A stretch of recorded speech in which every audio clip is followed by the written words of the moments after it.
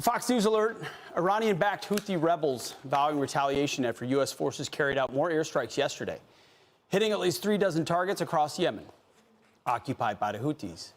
Our next guest knows all about fighting the war on terror, as it was called. Retired Air Force Brigadier General John Teichert joins us now. General, thanks for being here. These strikes, first in Iraq and Syria, now in Yemen, are they effective? Are they deterring anything? Pete, the ones in Iraq and Syria from Friday night were significant and relevant because they struck Iranian positions finally, the Quds Force, the crown jewel of the Ayatollah's military capability. And that sent a very strong message, though way later than it should have, to Iran and the ones that are ultimately sponsoring all of this attack and terrorist activity. The ones in Yemen from last night are a little bit more of the same. They're not going to deter anything in the Red Sea. They likely did take out some relevant capability, but more needs to be done there to actually reestablish deterrence. Okay, so we hit the IRGC in Iraq and Syria, but are you really confident that that changes the dynamics, that Iran backs down from its pursuits of encircling Israel, of attacking Americans, of pursuing a nuclear bomb? Does it really change their calculation?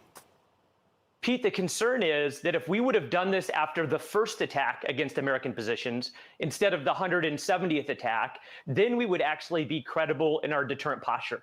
It's far more difficult to regain deterrence in the mind of an adversary than it is to retain it. And now we're playing catch up after weakness for the last 4 months, or really the last 3 years.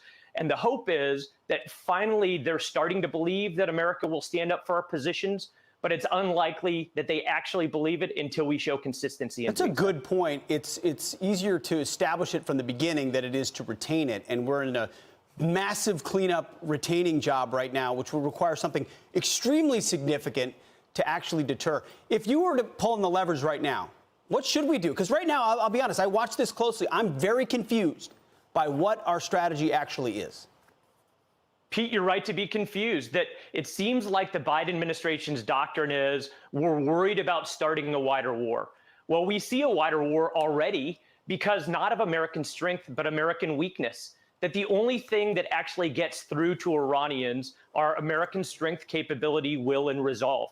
We showed it a little bit on Friday night. We haven't shown it in the Red Sea with the Houthis, but we need to show consistency over time to help them believe that we actually will respond appropriately when we are attacked. And we haven't done so thus far in the last 4 months. We'll see.